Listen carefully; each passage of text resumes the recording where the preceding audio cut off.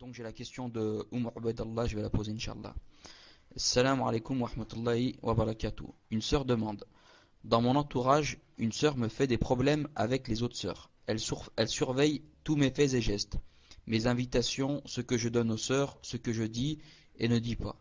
Puis elle m'envoie des messages par l'intermédiaire des sœurs sans me parler directement, ce qui crée une grande fitna. Elle me reproche de ne pas avoir un comportement de sœur salafia et m'a même dit qu'il ne suffit pas de porter un djilbab. Cette sœur m'a fait beaucoup de mal et je crains pour ma foi dans le sens où pendant mes prières, je pense à elle.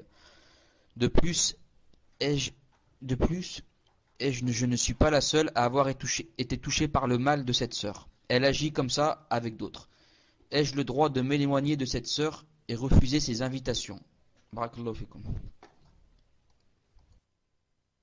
Wa alaykoum salam wa rahmatullahi wa barakatuh. Je l'ai dit une fois, je l'ai dit plusieurs fois, l'islam ne nous oblige pas à ce que on soit l'ami de tout le monde.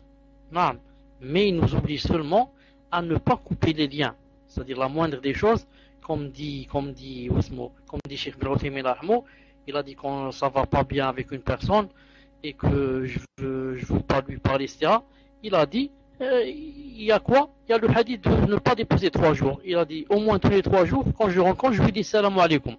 Bon, si tu dis salam alaikum, tu as déjà 3 jours devant toi où il est permis de ne pas parler. Donc je dis, c'est à elle de décider. Si elle voit que vraiment cette personne lui fait mal, elle n'est pas obligée de faire d'elle une amie. Mais à chaque fois qu'elle la rencontre, elle la salue. Et si elle lui envoie une invitation, elle voit. Par exemple, si en allant chez elle, elle sait que, par exemple, elle va être une cause pour dissiper ce malentendu. Donc elle y va. Si elle voit qu'en allant là-bas, c'est la fitna qui grandit et elle va mal lui parler, elle va ceci, elle va cela. Dans ce cas, elle n'est pas obligée d'y aller. Elle n'est pas obligée d'y aller, car d'ailleurs je donne comment que ça s'appelle, je donne une nasiha à cette sœur. Il n'y a pas comme fixer un rendez-vous avec elle, ou bien l'inviter, ou bien aller chez elle, ou bien et se parler en tête à tête. Et se parler en tête à tête et lui dire voilà, l'islam aime la franchise. Je voulais te dire une chose pour Allah subhanahu wa ta'ala. Tu sais bien que tu es une bonne amie, que je t'aime assez bien, etc. Mais voilà, que tu le veux ou pas, peut-être sans le vouloir, mais tu me fais beaucoup de mal.